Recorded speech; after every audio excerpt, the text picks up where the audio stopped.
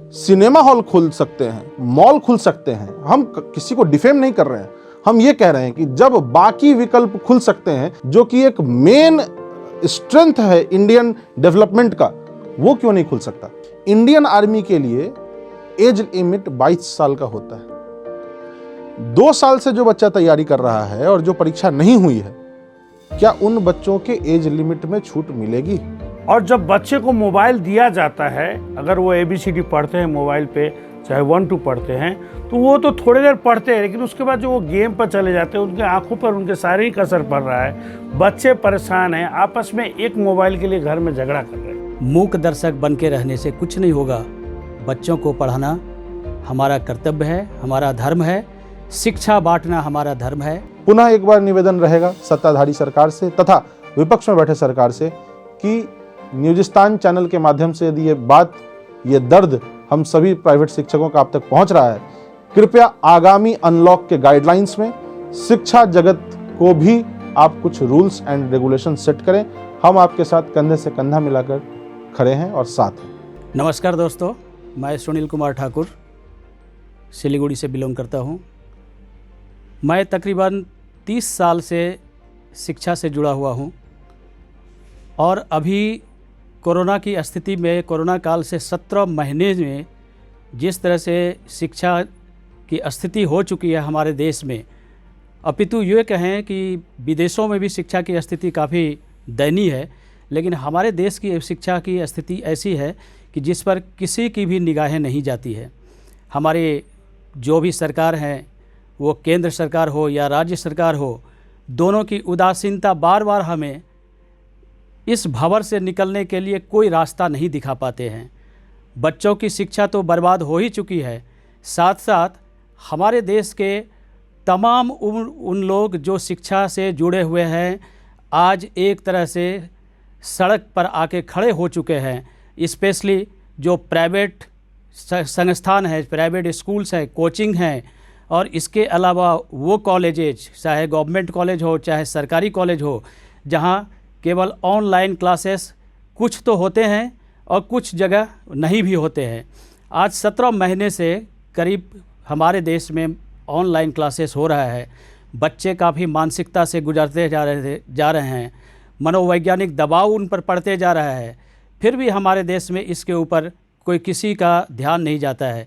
हमारे देश में ऐसे बहुत सारे स्कूल गत वर्ष था, तकरीबन 10,000 से ऊपर प्राइवेट स्कूल हमारे देश में बंद हो चुका, और अभी भी हमारे देश में तकरीबन ऐसे कई हज़ारों स्कूल हैं जो बंद की कगार पर है। उस स्कूल के बच्चे और उस स्कूल के जो शिक्षक हैं, उनका भविष्य क्या होगा, इसके ऊपर किसी की भी निगाहें नहीं जाती है, और ना कोई हमारे देश में एक पुख्ता और एक गर्मजोशी से कोई भी माध्यम, कोई भी मीडिया आवाज़ उठाए, या किसी में हिम्मत शायद नहीं है। इसलिए सरकार की उदासीनता धीरे धीरे बढ़ती जा रही है। अब आप ये देखें कि हमारे देश में सारे चीज़ धीरे धीरे खुलते जा रहा है, अनलॉक होते जा रहा है। हमारे देश में आबकारी विभाग से लेकर के व्यवसाय से लेकर के सारा चीज़ खुल चुका है, लेकिन स्कूल पर अभी भी ताले ही झूल रहे हैं। स्कूल को अनलॉक करने का कोई भी एक पुख्ता एक व्यवस्था जो होनी चाहिए वो हमारे देश में नहीं है। इन सारे मुद्दों को लेकर के आज हम यहाँ पर उपस्थित हुए हैं, और आज इस मुद्दे पर हम एक गहन रूप से, विशेष रूप से चर्चा करेंगे। हमारे साथ शहर के जाने माने कुछ शिक्षाविद हैं, जिनको मैं अब प्रथम आप लोगों से रूबरू कराना चाहूँगा। हमारे बीच आरांशु शर्मा हैं, जो Gurukul school coaching centre Bagrakote में चलाते हैं। आज 17 महीने से क्या कारगुजारी, किस तरह से समस्याओं से जूझ रहे हैं, इसके बारे में आज ये अपना विचार रखेंगे।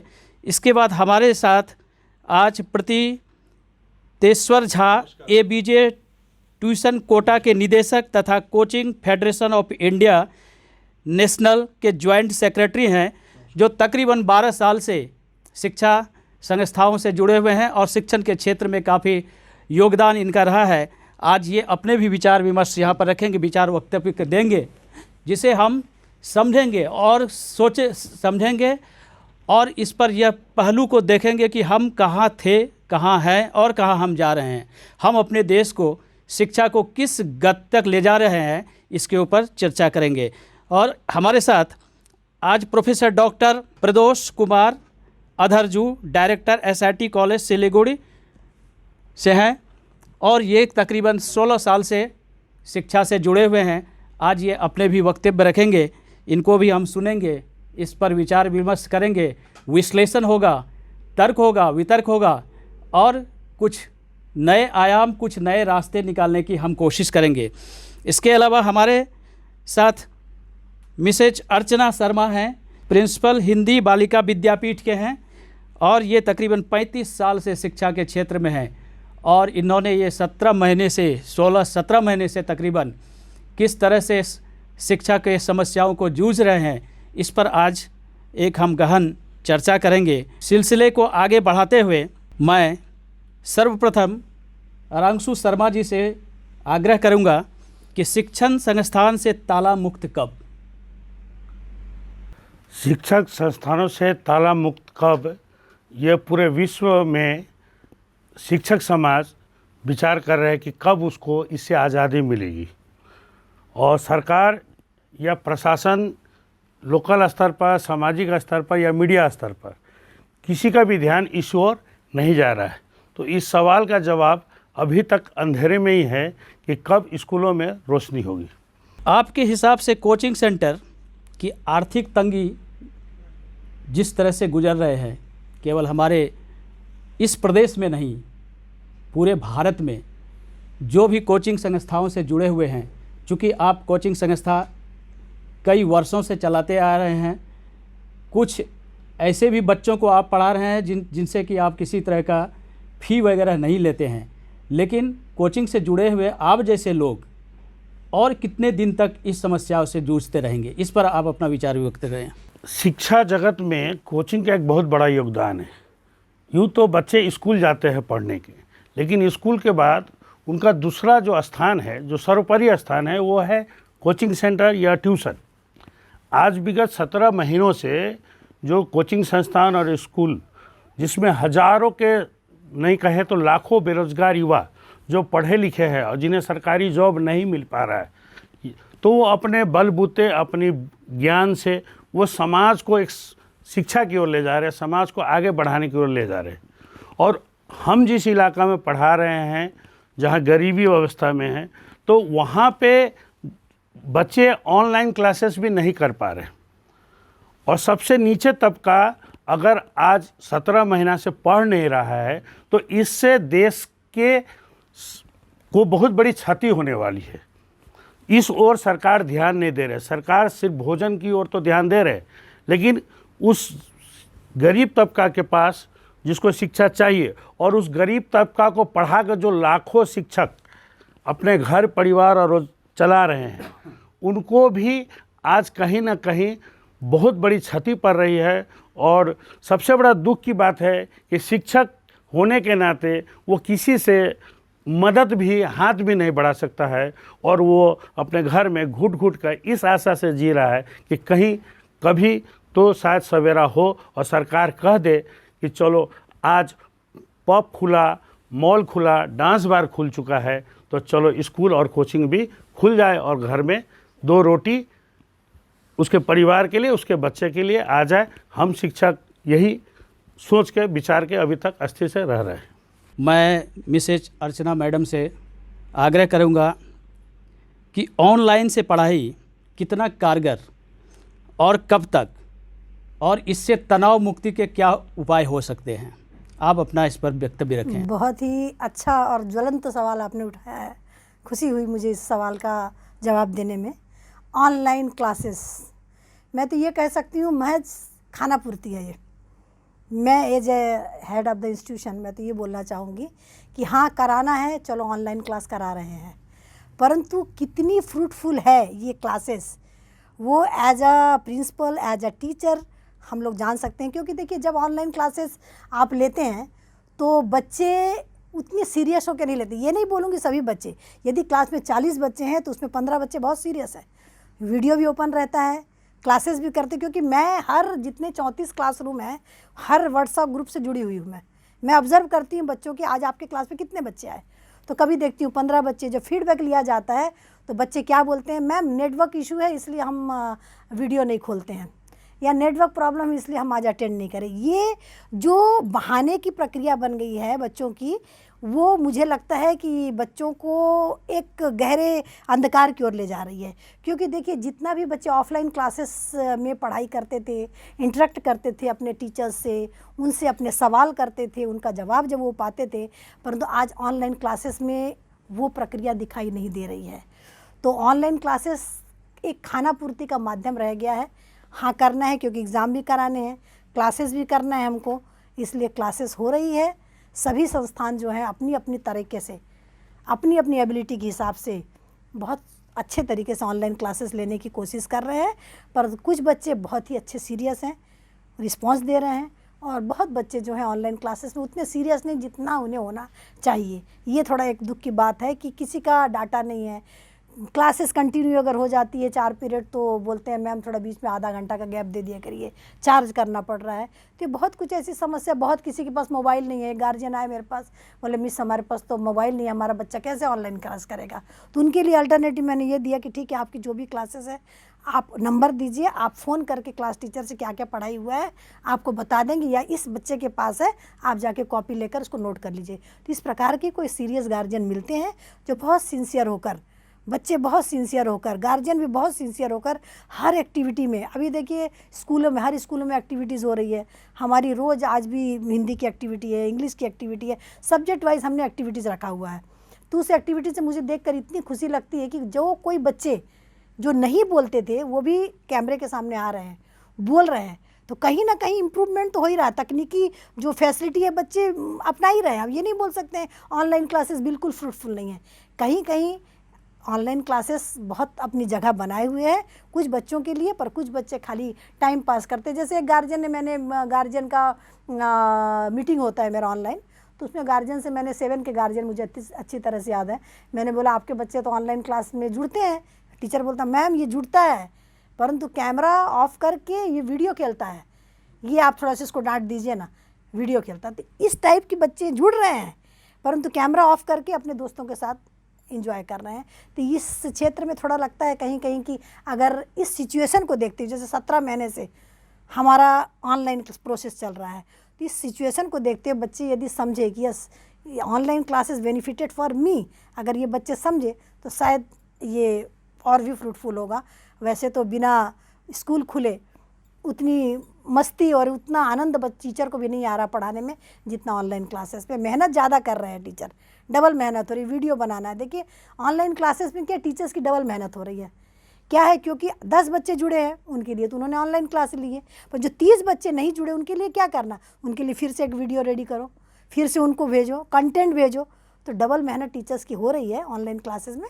तो इसको बच्चे अगर अच्छे से समझे, इस मीडिया के माध्यम से मैं कहना चाहूँगी कि बच्चे यदि इस चीज़ को समझे, परिस्थिति सिचुएशन को देखकर यदि आनंद होकर ऑनलाइन क्लासेस करें, तो शायद उनकी जो एजुकेशन में और भी डेवलप होगा, एजुकेशन और भी डेवलप होगा, उनका ब्रेन और स्किल डेवलप होगी उनकी। आज हमारे देश में विद्यालय जब तक फिजिकल क्लासेस नहीं शुरू हो रहा है, पिछले साल के अनुपात इस साल कितने परसेंटेज ड्रॉप आउट हुए होंगे आपके अनुसार से?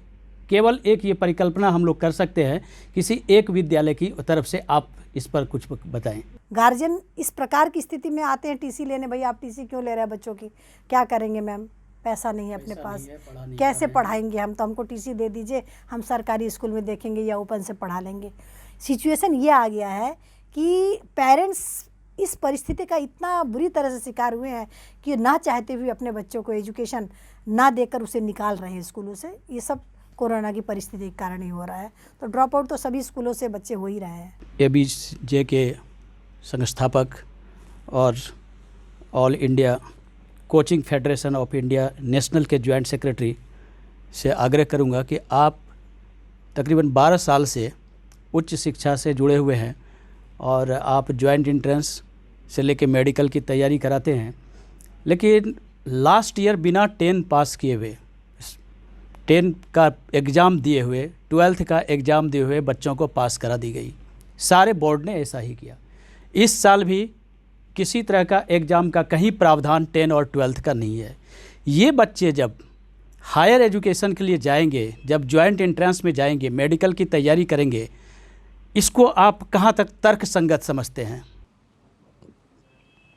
सर्वप्रथम मैं प्रथितेश्वर झा, एबीजे ट्यूटोरियल्स कोटा का निदेशक, न्यूज़िस्तान चैनल को धन्यवाद कहना चाहूँगा, तथा जितने हमारे ऑनरेबल पैनलिस्ट बैठे हैं और जो हमारे मीडिएटर हैं सुनील ठाकुर सर, आप सभी लोगों को मेरी तरफ से बहुत बहुत प्रणाम और आभार। ये जो आज की परिचर्चा है, इसको लेकर के बहुत ही दिनों से ये एक रिक्त स्थान था कि शिक्षा जगत में कभी भी कोई भी व्यक्ति भी इस बात को बोलने से बचते थे। आज जो सुनील ठाकुर सर ने ये प्रश्न पूछा कि 10वीं की परीक्षाएं नहीं हुई, उसका एक विकल्प ढूंढ लिया गया कि कैलकुलेटरी मैनर्स से, या फिर यूं कहें तो जब सर एक साल अगर लॉकडाउन में निकल चुका था और उस एक साल के अंदर जो रिजल्ट आने की बातें हुई वो कहा गया इंटरनल असेसमेंट से होगा, तो क्या वो इंटरनल असेसमेंट पढ़ने वाले बच्चों की बात मैं नहीं कर रहा, मैं उन बच्चों की बात कर रहा हूँ जो कुछ शरारती होते हैं, क्या वो इंटरनल असेसमेंट 100% लायबल है, 100% क्या वो ऑथेंटिक है? इसका जवाब हमारे दर्शक खुद बताएं कि जिस इंटरनल असेसमेंट के बेसिस पे हमारे स्कूल के प्रिंसिपल्स या स्कूल के टीचर्स असेस कर रहे हैं, उसमें भी कहीं ना कहीं एक लैग है। मैंने भी जब आईआईटी लेवल की या नीट लेवल की ऑनलाइन परीक्षाओं का ऑनलाइन लेवल से हमने होस्ट किया, वहाँ भी हमने ये ड्रॉबैक देखा, क्योंकि पेरेंट्स ही शिकायत करते हैं, सर बच्चा यहाँ टेस्ट भी दे रहा है और दूसरे मोबाइल से जो है सो उसका आंसर भी ढूंढ रहा है। तो टाइम ड्यूरेशंस भी हमारे एक एग्जामिनेशन के अगर 1 घंटे भी हम रखते हैं तो इसमें लूप होल इतने हैं। दूसरी बात, सिलीगुड़ी को कहा जाता है ये एक तरीके से नॉलेज कैपिटल है, मतलब एजुकेशन कैपिटल नॉर्थ ईस्ट का सिलीगुड़ी माना जाता है।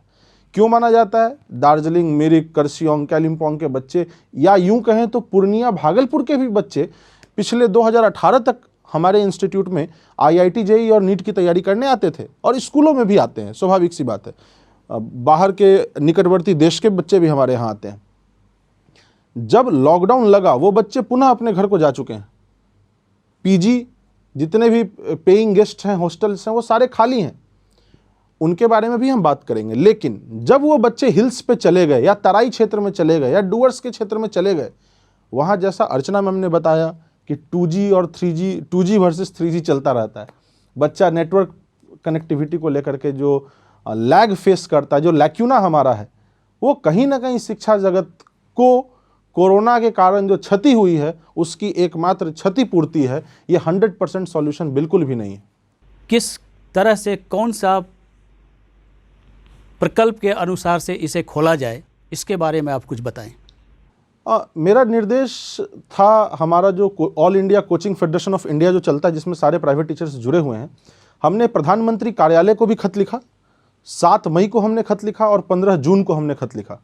खत में हमने बताया कि किस प्रकार इस पैंडेमिक के दौरान प्राइवेट शिक्षक किन किन कठिनाइयों को फेस कर रहे हैं। एक तो उन पे वर्क का प्रेशर ज़्यादा है और इनकम बहुत ही नेग्लिजिबल के आसपास मिल रहा है। जो हमारे वित्त मंत्रालय हैं या हमारे शिक्षा मंत्रालय हैं, उसको भी CFI के नाम से हमने लेटर हेड पर उनको ज्ञापन सौंपा और हमने उनको कहा कि जब कभी भी आप अनलॉक या फिर स्टेट को जब आप गाइडेंस देते हैं तो एक बार शिक्षा जगत को भी उस गाइडलाइंस के अंदर आप रखिए। और हम लोग सारे पढ़े लिखे लोग हैं, हमारे यहाँ जो बच्चे आते हैं उनका नाम, उनके पिता का नाम, माता का नाम, ईमेल आईडी, ब्लड ग्रुप तक हमारे पास होता है। लेकिन जब सिनेमा हॉल खुल सकते हैं जहाँ पर अनआइडेंटिफाइड बॉडीज आते हैं, जब मॉल खुल सकते हैं, हम किसी को डिफेम नहीं कर रहे हैं, हम ये कह रहे हैं कि जब बाकी विकल्प खुल सकते हैं तो शैक्षणिक जो कि एक मेन स्ट्रेंथ है इंडियन डेवलपमेंट का, वो क्यों नहीं खुल सकता। हमने कई बार प्रयास किया। हमने झारखंड सरकार, मुख्यमंत्री हेमंत सोरेन जी को लिखा, हमने आसनसोल के अंदर जो हमारे डिस्ट्रिक्ट मजिस्ट्रेट साहब हैं उनको लिखा, दार्जिलिंग के अंदर हमने इस खत को लिखा, कालिम्पोंग में हमने इस चीज़ को लिखा। और केवल एक व्यक्ति प्रथितेश्वर झा ने नहीं लिखा, ये 2.5 लाख रजिस्टर्ड प्राइवेट टीचर्स ने ये चीज़ लिखा। और सरकार से हम पुनः निवेदन इस बात का करते हैं कि अभी तक भी आप लोगों ने जितनी बातें कहीं हम पढ़ा लिखे समाज से हम आते हैं, हमने उस चीज़ को माना, हम आपके गाइडलाइंस को फॉलो करते हैं। लेकिन हमारा ये रिक्वेस्ट है हमारे राज्य सरकार से कि अगली अनलॉक का जब कभी भी गाइडलाइन सेट हो, उसमें कम से कम 50% नहीं 30% स्टूडेंट्स के साथ भी हमें अब खोलने दिया जाए। अभी हमने 3 पैनलिस्ट से बात की। ऐसे लाखों करोड़ों ऐसे शिक्षा से जुड़े हुए लोग हमारे देश में होंगे जो सभी चाहते होंगे कि कुछ यूनिक फार्मूला को अपना करके हमारे विद्यालय को अनलॉक किया जाए। ये यूनिक फार्मूला शिक्षाविद ही तय कर सकते हैं। हमारे देश में अगर एक ऐसी कमेटी बना दिया जाए राज्य स्तर पर और केंद्र स्तर पर कि किस तरह से विद्यालय को अनलॉक किया जाए, बच्चे जो 17 महीने से आज घर में कैद हैं और मोबाइल पर ऑनलाइन क्लासेस कर रहे हैं। 70% हमारे देश के बच्चे ऑनलाइन क्लासेस सीरियसली करते हैं। 30% बच्चे उनसे काफ़ी दूर दूर तक उनका नाता नहीं रहता है। अगर ऑनलाइन क्लासेस को अब बंद करके फिजिकल क्लासेस खोला जाए तो उसके लिए कई प्रकल्प बनाए जा सकते हैं। जिन प्रकल्पों में से मैं चाहूँगा कि हमारे बीच आज जाने माने शिक्षा जगत से हैं professor doctor Pradosh Kumar Adharju, director SIT college Siliguri, जो 16 वर्षों से शिक्षा के क्षेत्र में उच्च शिक्षा के क्षेत्र में जुड़े हुए हैं। मैं उनसे अनुग्रह करूंगा कि काइंडली आप इसके ऊपर कुछ, अगर आपके अनुसार से कुछ गाइडलाइन हो सके जो हम जैसे लोग सोचते हैं, कृपया इस पर अपना विचार व्यक्त करें। Thank you.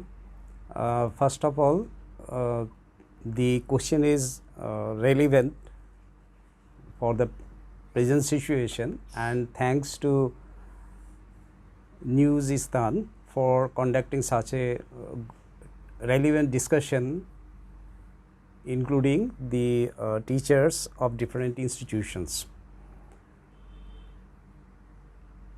We actually, even if government do not give any direction for opening the schools or colleges, we have planned that we'll call, because our students, because what is happening for last 1 year, nothing is happening in the academics. So, and whatever my earlier speakers told, what are the negative sides of online classes, those are really happening in our cases also. And we have actually planned that we have routine of 7 classes in a day, 4 classes of theory in the morning and 3 classes of laboratory oriented, that are taken in the second half.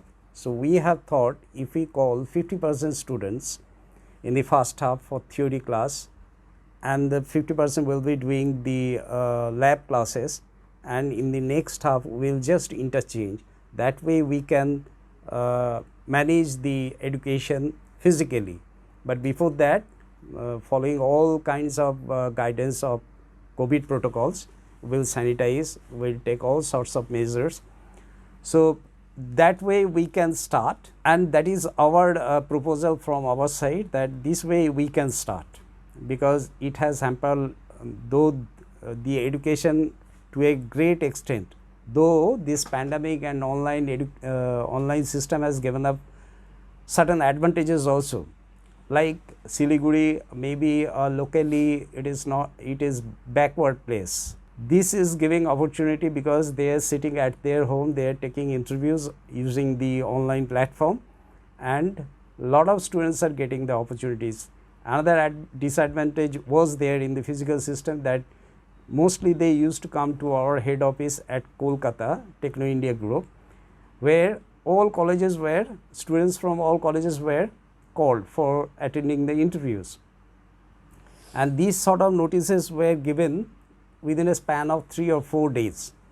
So, what happened, actually what happened to them, getting reservation and staying at Kolkata, that becomes the disadvantage for these local students. So, that has given us advantage. Lot of students are getting job during this pandemic, and they're joining and they're doing started their job online from their home. This is one side. But other sides, actual academics, as the previous panelist discussed, the demerits of the online educations, what they are doing. Actually, you see, as a teacher, when I face to face teach something, from the expression of the face of the student, we come to know whether he is or she is taking it up and how much he is taking it up or not. That way we also take step. Suppose backbencher, he is doing something else and teacher is telling from the podium. So noticing that teacher used to come down to that student and used to guide him what he is doing, counsel him what he was doing was wrong. He should be attentive, because without knowledge you cannot go for any kind of job interviews, and even if you go, you won't succeed.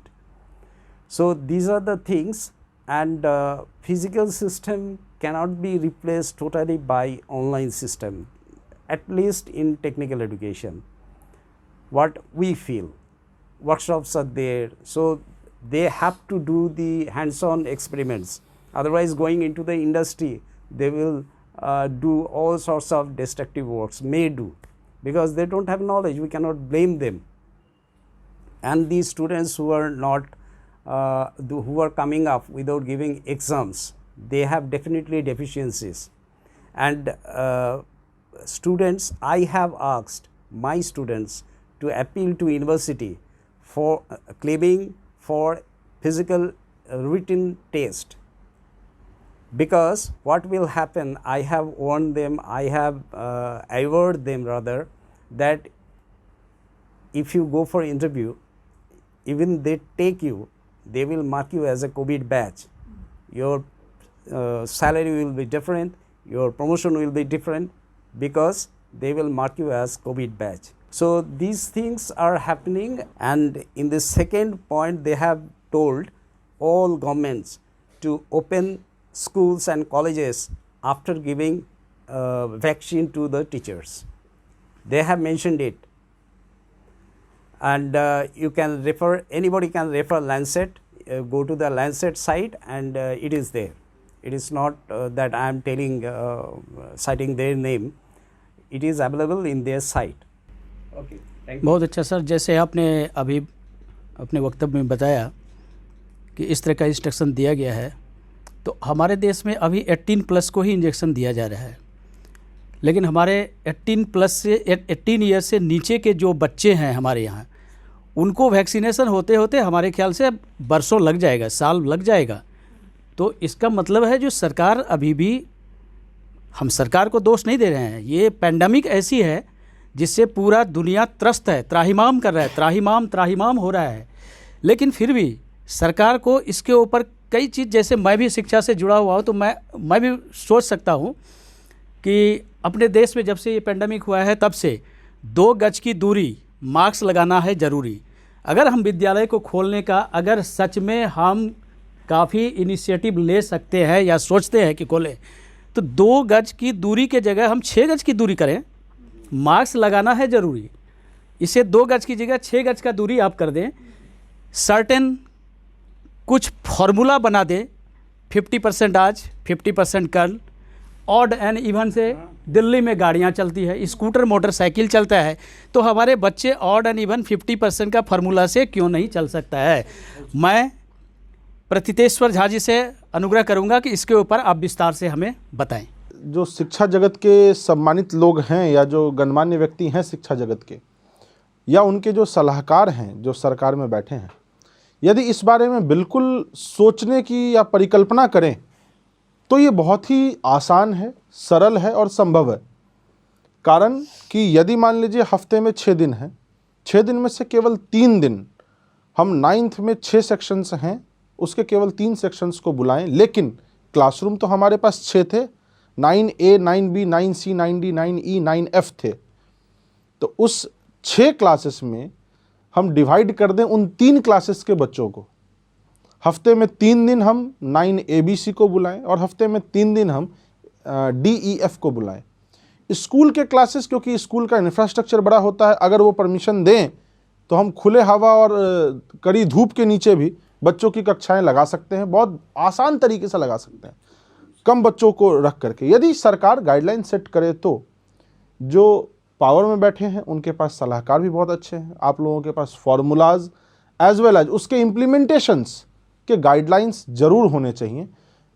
बात अगर coaching जगत की जाए तो थोड़ा ये difficult है। Difficult क्यों है? क्योंकि कोचिंग का मतलब केवल IIT और नीट पढ़ाना नहीं होता है। कोचिंग का मतलब होता है बच्चा UPSC BPSC की तैयारी, WBSC की तैयारी तथा इंडियन आर्मी की तैयारी करता है। इंडियन आर्मी के लिए एज लिमिट 22 साल का होता है। 2 साल से जो बच्चा तैयारी कर रहा है और जो परीक्षा नहीं हुई है, क्या उन बच्चों के एज लिमिट में छूट मिलेगी? पहला सवाल। दूसरा सवाल, जिन जगह रेलवे की भर्ती या टीचर्स की TET की भर्ती रुकी हुई है पिछले 2 सालों से, उनकी आयु बढ़ रही है तथा सरकार द्वारा कुछ नया गाइडलाइन सेट नहीं हो पाया। आज भी आप देखिए 1 अगस्त को नीट की परीक्षा होने की बात थी, लेकिन कोविड का सेकंड स्टेज आया और यह कह दिया गया कि अगस्त में नीट की परीक्षाएं संभवतः टाली जा सकती हैं, अर्थात 1 अगस्त लास्ट डेट नहीं होगा, वो अगस्त लास्ट में हो या सितंबर में हो। जब डेट्स बढ़ते हैं तो बच्चों के अंदर अनसर्टेनिटी बढ़ता है, अनिश्चितताएं बढ़ती हैं। अगर हमको ये पता हो कि मेरा एग्ज़ाम आज से 30 दिन बाद है, मेरा प्रिपरेशन भी उसके अकॉर्डिंग होगा। लेकिन अगर बार बार एग्ज़ाम टाले जा रहे हैं, मैं ये नहीं कह रहा हूँ कि गलत टाले जा रहे हैं, ज़रूरी है, अगर आपको लगता है आप टालिए ना सर, कोई दिक्कत नहीं है, पूरी देश की जनता आपके साथ है, पूरे बंगाल की जनता आपके साथ है। लेकिन उसी अगस्त में आपने IIT JEE की परीक्षा भी तो रख ली। अभी जो आपने नया नॉर्म सेट किया उसमें IIT JEE का जो लास्ट अटेम्प्ट है उसका डेट आपने क्या रखा? 1 अगस्त से 4 अगस्त के बीच में। तो अगर अगस्त में आप JEE की परीक्षा रख रहे हो और अगस्त में ही आपने नीट की रखी थी जिसको आपने कैंसिल कर दिया, थोड़ा सा सर यदि इसको हम व्यवस्थित तरीके से देखें तो एजुकेशन के लिए अगर हम अपनी इंडिया को डेवलप्ड कंट्री में दिखाना चाहते हैं, हर हफ्ते एजुकेशनल जर्नल पब्लिश होना चाहिए by the government of India या एजुकेशन मिनिस्टर ऑफ इंडिया के थ्रू या स्टेट के थ्रू, जिसमें हर स्टेट को दूसरे स्टेट में क्या चल रहा है ये पता लगता रहे एजुकेशन के बारे में, तथा क्या नए नए अपडेट्स आने हैं उसके बारे में सारे शिक्षा जगत से चर्चा हो और परिचर्चा होनी चाहिए। जब बात बिजनेस क्लास श्रेणी की करें, टूरिज्म इंडस्ट्री को भी कुछ बहुत अच्छे पैकेज मिले हैं गवर्नमेंट ऑफ इंडिया के थ्रू। कोकोनट इंडस्ट्री को भी एक नई इंडस्ट्री घोषित कर दी गई है और उसको भी बहुत अच्छा बजट मिला है। तो शिक्षा जगत के लिए क्या फॉर्मूला अपनाया जा सकता है? क्योंकि हम लोग केवल चर्चा परिचर्चा कर सकते हैं, लेकिन सही सॉल्यूशन जो सत्ता में बैठे सरकार हैं वही ले सकते हैं। पुनः एक बार निवेदन रहेगा सत्ताधारी सरकार से तथा विपक्ष में बैठे सरकार से कि न्यूजिस्तान चैनल के माध्यम से यदि ये दर्द हम सभी प्राइवेट शिक्षकों का आप तक पहुंच रहा है, कृपया आगामी अनलॉक के गाइडलाइंस में शिक्षा जगत को भी आप कुछ रूल्स एंड रेगुलेशन सेट करें। हम आपके साथ कंधे से कंधा मिलाकर खड़े हैं और साथ हैं। आज हम लोगों ने इस पर विस्तार पूर्वक चर्चा की। जो शिक्षा जगत से तकरीबन 4 सेक्टर से जुड़े हुए हमारे बीच 4 पैनलिस्ट थे, जो कोचिंग से जुड़े हुए हैं, एकेडमिक से, फॉर्मल एकेडमिक से जुड़े हुए हैं, CBSE स्कूल के प्रिंसिपल्स हैं, कोचिंग और हायर एजुकेशन जॉइंट एंट्रेंस और मेडिकल की तैयारी करने वाले प्रतिकेश्वर झा जी जुड़े हुए हैं, और यूनिवर्सिटी लेवल, कॉलेज लेवल के टीचिंग से जुड़े हुए SIT से हमारे बीच प्रोफेसर हैं। इन सब के वक्तव्य और इन लोगों के विचार से हमें तो ये महसूस हो रहा है कि अब हमें अधिक दिनों तक हमारे विचार जो हैं और हमारे जो शिक्षा जो हमारे पास शिक्षा है उससे वंचित ना रखा जाए। बच्चे को स्कूल से मरहूम ना किया जाए।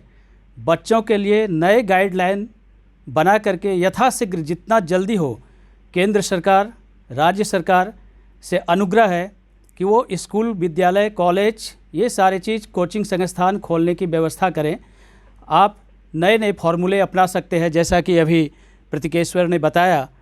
इस चीज़ को आप प्रोटोकॉल के अनुसार से हमें हमारे देश में इसे अनलॉक करें। जैसे धीरे धीरे सब अनलॉक हो गया, अब धीरे धीरे फिर से अनलॉक होना चाहिए, चाहे वो ऊपर से अनलॉक हो चाहे वो नीचे से अनलॉक हो। नीचे से अनलॉक होना हमारे ख्याल से अनिवार्य है। जैसा कि हम जानते हैं कि बच्चों की इम्यूनिटी पावर और एडल्ट की इम्यूनिटी पावर में काफ़ी डिफरेंस है, इसलिए 18+ को इंजेक्शन और 18+ से नीचे का इंजेक्शन का कोई प्रावधान नहीं।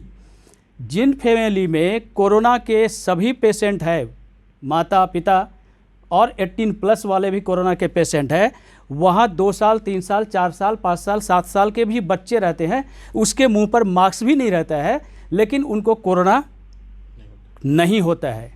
तो स्कूल क्यों नहीं खुले? स्कूल को भी खोलने के लिए सरकार को मेडिकल IM के गाइडलाइन, अपने गाइडलाइन, हमारे देश के जाने माने शिक्षाविद, इन सब के विचार विमर्श लेकर के यथाशीघ्र स्कूल खोलने की व्यवस्था एक शिक्षण को करना चाहिए। और अगर आप कुछ और विशेष इस पर बताना चाहते हैं, इसमें जोड़ना चाहेंगे। श्योर।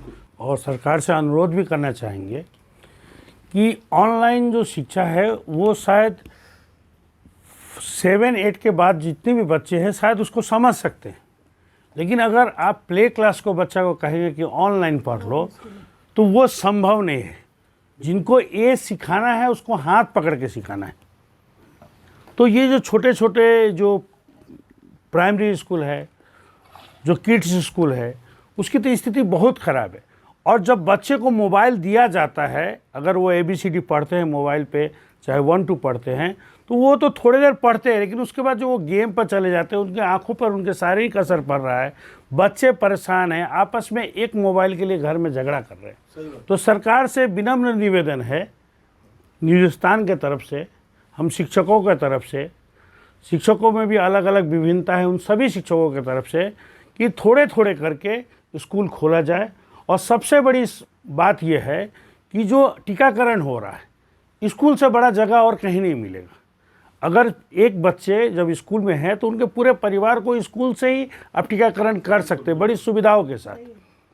और वहाँ जब राजनीतिक दल के थ्रू या समाज सेवा के थ्रू जब टीकाकरण हो सकता है, तो स्कूल के थ्रू तो सबसे बड़ी बात है। क्योंकि भारत में जितने बच्चे हैं, 23 साल या 24 साल, हम तो कहेंगे 25 साल तक के, सब कहीं ना कहीं 3 साल से लेकर 25 साल तक बच्चे किसी न किसी स्कूल से जुड़े हुए हैं। और उससे ज़्यादा सुविधा और कहीं नहीं होगा अगर स्कूल को ही एक हेल्थ कैंप बना दिया जाए और रजिस्टर के अनुसार सारे बच्चों को टीकाकरण किया जाए, उसको विद फैमिली कर दिया जाए, तो सरकार को इससे बहुत बड़ी सुविधा होगी। वैसा ही शिक्षकों को और विद्यार्थियों को भी लगाया जाए एकदम, क्योंकि ये एक बहुत सिंपल सा है कि उसको डेली मिलेगा, नंबर मिलेगा कि आज एक क्लास का बच्चे को आज टीकाकरण कराना है, विद फुल फैमिली आ सकते हैं। और स्कूल में सारी सुविधाएं हैं। कि जब से लॉकडाउन हुआ है तब से जो कोचिंग और जो ट्यूशन्स वगैरह जो पढ़ाते थे, बैच के अपन बैच जो पढ़ाते थे, वो सारे भी बंद हो गया। बहुत सारे स्कूल में सैलरी भी बंद हो गया। बहुत सारे स्कूल में 50% सैलरी देना शुरू हो गया, जिससे आर्थिक तंगी काफ़ी हो गया। लोगों को अदर ऑप्शन चुनने के लिए बाध्य होना पड़ा। और मैंने भी कई देखा है, कई लोगों को जो पढ़े लिखे लोग जिनके हाथों में कलम और पेंसिल होना चाहिए था, उनके हाथों में तराजू आज है। ये तराजू से मापते हैं, वो फल मापे या सब्जियां मापे। ये एक बहुत ही दुखद चीज़ है। और ना जाने ये कब तक ये सिलसिला चलते रहेगा, ये कहना कठिन है। सरकार को इसके ऊपर कुछ ना कुछ कदम लेना ही पड़ेगा। और दोस्तों, आज हमने इस परिचर्चा को, हमारे बीच 4 पैनलिस्ट थे और शिक्षा से जुड़े हुए सारे तमाम बिंदुओं के ऊपर हमने गहराई से विश्लेषण किया और अपने अपने वक्तव्य इन्होंने रखा, जिससे निष्कर्ष हम लोग ये देख रहे हैं कि शिक्षा को तोड़ो मत, शिक्षा को रोको मत, शिक्षा को बढ़ने दो। जब पढ़ेगा इंडिया तभी बढ़ेगा इंडिया। इस चीज़ को मद्देनज़र रखते हुए आज की परिचर्चा को मैं अंतिम पड़ाव की ओर ले जाना चाहूँगा। उससे पहले मैं पुनः चाहूँगा कि मिसेज अर्चना शर्मा कुछ अपनी लिखी हुई टटका टटका जिसे कहते हैं कविता आप जरूर सुनाएं। निजी संस्थान हैं आज बड़े परेशान, निजी संस्थान हैं आज बड़े परेशान, कोरोना की मार ने किया इनका जीना हराम। निजी संस्थान है बड़े परेशान, कोरोना की मार ने किया इनका जीना हराम। अब तो सुधरेंगे हालात, उम्मीद है जगती, तभी कोरोना की अगली लहर दस्तक है देती। कैसे भला होगा इसका निदान, निजी संस्थान है आज बड़े परेशान। ऑनलाइन क्लासेस में बच्चे मन लगा रहे हैं, ऑनलाइन क्लासेस में बच्चे मन लगा रहे हैं, कुछ बड़े ही लगन से, कुछ टाइम पास कर रहे हैं। ऑनलाइन क्लासेस में आता बड़ा ही व्यवधान, ऑनलाइन क्लासेस में आता बड़ा ही व्यवधान, निजी संस्थान आज बड़े ही परेशान। नई तकनीक शिक्षक सीख रहे हैं, विभिन्न कला में पारंगत भी हो रहे हैं। घर बैठे कुछ हैं बड़े आनंदित, घर बैठे कुछ है बड़े आनंदित, तो कुछ है बड़े परेशान। निजी संस्थान सच बड़े हैं परेशान। निजी प्रबंधक शिक्षक का हित ही चाहते, पर ना आए फीस तो कैसे सैलरी दें हम शिक्षक की, ये बहुत सोचते। शिक्षक का भला चाहते पर ना आए फीस तो दे कैसे शिक्षक की सैलरी, ये बड़ा सोचते। कोरोना की मार से कितने बंद हुए हैं संस्थान, कोरोना की मार से कितने बंद हुए हैं संस्थान, सच निजी संस्थान आज बड़े हैं परेशान। एक दृष्टि सरकार जरा इन पर तो डालो, एक दृष्टि सरकार जरा इन पर तो डाले, खस्ता हालत देख जरा इनको भी तो उबारे, खस्ता हालत देख जरा इनको भी तो उबारे। शिक्षा दान कर्मियों को कुछ तो मिले इनाम, शिक्षा दान कर्मियों को अरे कुछ तो मिले इनाम। निजी संस्थान सच बड़े हैं परेशान, निजी संस्थान सच बड़े हैं परेशान। धन्यवाद।